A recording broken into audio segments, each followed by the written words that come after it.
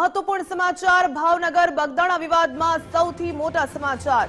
आखरे जयराज आहिर ने एसआईटीए range IG office में बोलाव्या। मायाभाई आहिरना पुत्र जयराज आहिर की मुश्केली वधी। रेंज आईजी ऑफिसे एसआईटी करशे जयराज आहिर की पूछपरछ। सांजे 5 वागे एसआईटीए जयराज आहिर ने हाजर थवा माटे समन्स आप्युं। बगदाणाना बखेडामां सौथी मोटा समाचार। जयराज आहिर ने आईजी ऑफिस नु तेड़ू आव्યું। एसआईटी पूछपरछ करशे। मायाभाई आहिरना पुत्र जयराज आहिरनी मुश्केली वधी। रेंज आईजी ऑफिसे एसआईटी करशे जयराज आहिरनी पूछपरछ। सांजे 5 वागे एसआईटीए जयराज आहिरने हाजर थवा माटे समन्स आप्યું।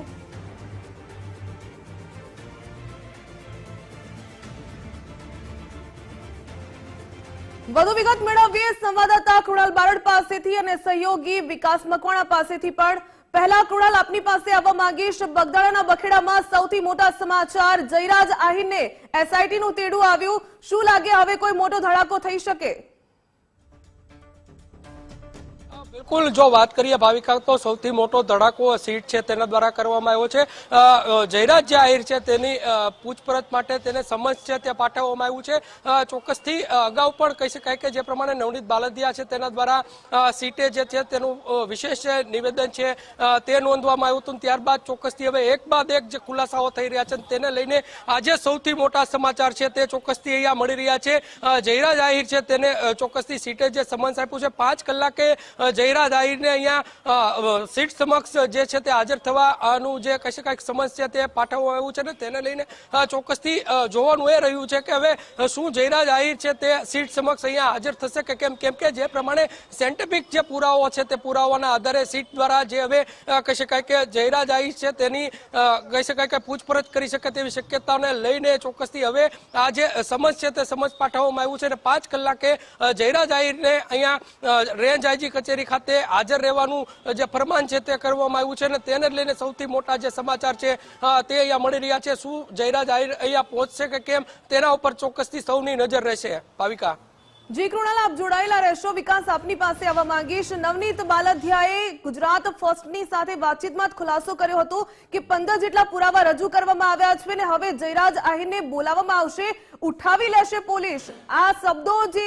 નવનીત બાલદિયાએ વાપર્યા હતા અને હવે આઈજી ઓફિસનું જયરાજ આહિરને તેડું આવ્યું છે। વિકાસ આ સમગ્ર વળાંક કેવી રીતે જોઈ રહ્યા છો? બિલકુલ આખા પ્રકરણમાં પહેલીવાર 23 દિવસ બાદ હવે પોલીસ સમક્ષ જયરાજ આહિર આવવાના છે અને તમે જુઓ કે 29 ડિસેમ્બરે આખો આ બનાવ બન્યો હતો ને જ્યારે બગદાણાના જે ડીવી ડાંગર છે પીએમની સમક્ષ મામલો લઈને પહોંચ્યા હતા કેમ કે એમાં જયરાજ આહિરનું નામ હતું એટલે પછી જે રીતનો આક્ષેપ છે નવનીત બાલદિયાનો કે 3 વાર ફરિયાદ નોંધાઈ જયરાજ આહિરનું નામ લખવામાં નહોતું આવ્યું પણ જે રીતે કોળી સમાજ એક્ટિવ થયો, હીરા સોલંકી પહોંચ્યા, નીમુબેન બાવળિયા પહોંચ્યા, કુંવરજી બાવળિયા પહોંચ્યા, રાજેશ ચુડાસમા તમામ મોટા દિગ્ગજ આગેવાનો ત્યાં પહોંચ્યા હતા। ગાંધીનગર પર મોરચો પહોંચ્યો હતો, એસઆઈટીનું ગઠન થયું અને હવે જઈને આટલા બધા દિવસો બાદ હવે જયરાજ આહિર પ્રથમવાર પોલીસ સમક્ષ આ કેસમાં હાજર થવાના છે। એસઆઈટીને તે નિવેદન નોંધાવશે। આજે સાંજે 5 વાગે તેમને સમન્સ પાઠવવામાં આવ્યું છે અને એની પાછળ અને ગુજરાત ફર્સ્ટ હમણાં 2-3 દિવસથી આપણે કહ્યું છે આપણું જે તર્કના આધારે આપણું એનાલિસિસ હતું કે હવે જયરાજ આહિરનો વારો નક્કી છે।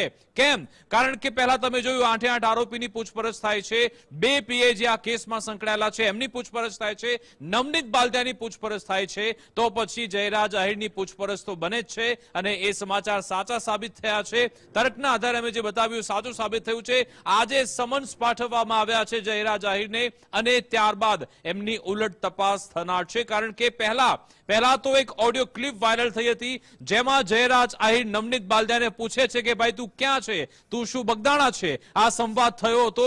આટલો એ ઓડિયો ક્લિપ જે નવનીત બાલદિયાએ વાયરલ કરી હતી એના આધારે પ્રસ્તાવિત કરી રહ્યા હતા કે નવનીત બાલદિયાએ એમ કહ્યું હતું કે મને જયરાજ આહિરે ફોન કર્યો અને એમના માણસોએ જ મારા સાથે મારામારી કરી, મારા પર હિચકારો હુમલો કર્યો હતો। એક એ ઓડિયો ક્લિપ છે અને બીજો વિડીયો છે જે વિડીયો આપણે બતાવી રહ્યા છે જે પુષ્ટિ કરતા નથી પણ એની તપાસ થવી જરૂરી છે જેમાં દાવો થઈ રહ્યો છે કે રાજુ અને નાજુ બંને વિડીયોમાં છે તો પછી આરોપીઓ સાથે જયરાજ આહિર શું કરી રહ્યા છે એ દાવો થઈ રહ્યો છે કે એ સમયગાળાનો છે જ્યારે મારામારી થઈ હતી એટલે કે ઓડિયો અને વિડીયો બંને બાબતે તપાસ થશે। શું જેટલા પણ આરોપી અત્યાર સુધીમાં 11 આરોપી ઝડપાયા છે એ 11 આરોપીમાંથી ક્યાંયથી પણ કોઈ જયરાજ આહિર સાથે કનેક્શન છે કે કેમ એ વિશે પણ પૂછપરછ કરવામાં આવશે. બીજી સૌથી મહત્વની બાબત કે આજના દિવસમાં પણ જે 2 શખ્સોની પૂછપરછ કરવામાં આવી છે, ફક્ત પૂછપરછ માટે એટલા માટે બોલાવવામાં આવ્યા, જે રામભાઈ વાળા છે ને બીજા એક સોની કરીને વ્યક્તિ છે, એ બંનેની એમાં સંડોવણી એ રીતની છે કે કદાચ એમણે જે આરોપી આવ્યા હતા હોટલ માટેની વ્યવસ્થા એમણે કરી હોઈ શકે અને નવનીત બાલદિયાના જે નંબર છે એ જયરાજ આહિર સુધી પહોંચાડવામાં આવ્યા તેવો દાવો થઈ રહ્યો છે. એ બાબતે પણ પૂછપરછ થશે, પણ આવનારા સમયમાં મોટો ઘટસ્ફોટ થઈ શકે છે એની પૂરેપૂરી શક્યતા છે. કદાચ હવે જયરાજ આહિર અહીંયા હાજર થાય છે કે નહીં એ પણ એક મોટો સવાલ છે. જો હાજર થાય કેટલા કલાક પૂછપરછ થશે ને પૂછપરછ બાદ શું ધરપકડ કે અટકાયત કઈ થવાનું છે કે કેમ એના પર નજર બનેલી છે. એટલે જોરદાર આમાં સસ્પેન્સ ડ્રામા જોવા મળનાર છે ભાવનગર જિલ્લામાં. સાથે સાથે તમામ રાજકીય પક્ષના લોકો પણ આખું પ્રકરણ જોશે, કારણ કે એમાં પોલિટિકલ મિરર પણ છે. ભલે લોકો ના પાડતા હોય પણ એમાં એ પોલિટિકલ સાઇડ છે, એટલે એના પર પણ લોકોની નજર રહેશે. જોવાનું રહેશે કે જ્યારે સાંજે 5 વાગે જો જયરાજ આહિર ત્યાં પહોંચે છે તો કેટલી પૂછપરછ થાય છે, કયા પ્રશ્નો આવે છે, જયરાજ આહિર પોતાનું સ્ટેન્ડ શું આપે છે એના પર નજર બનેલી રહેશે.